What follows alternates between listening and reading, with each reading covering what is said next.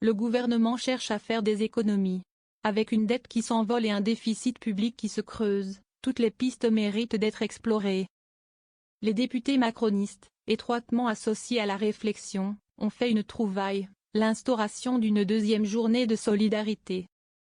Ainsi, depuis celle mise en place en 2004 par le gouvernement de Jean-Pierre Raffarin, les salariés travaillent une journée gratuitement, sans recevoir le fruit de leur labeur.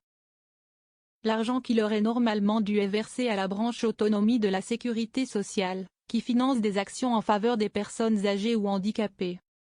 Initialement fléchée vers le lundi de Pentecôte, cette journée de solidarité consiste aujourd'hui dans la plupart des cas en la suppression d'un jour de RTT.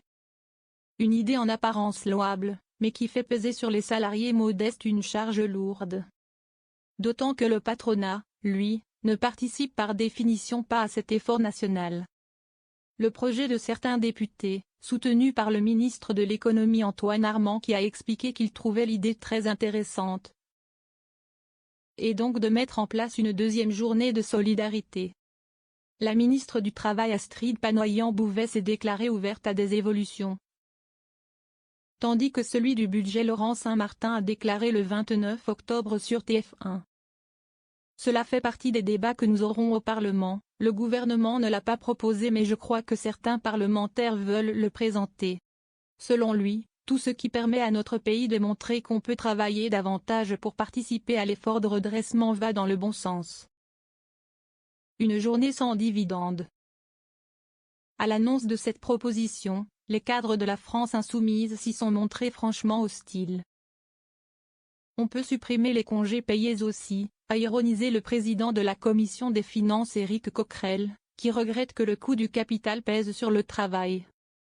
Dans ce sens, son collègue Manuel Bompard, également coordinateur de LFI, fustige une mauvaise idée, c'est toujours la même chose, on fait payer aux gens les mesures d'économie. Sur France 2 ce 30 octobre, le député de Marseille a mis une autre idée sur la table, une journée de solidarité sans dividende. Ce jour-là, les dividendes qui sont versés aux actionnaires iraient dans les caisses de l'État. Là il y a de l'argent à prendre. Il faut reprendre le problème à l'endroit, a aussi plaidé la députée LFI Clémence Guettet sur France Info. Selon elle, les Français travaillent déjà beaucoup et il serait donc plus juste de trouver d'autres sources de financement. Par exemple en faisant surcotiser les dividendes.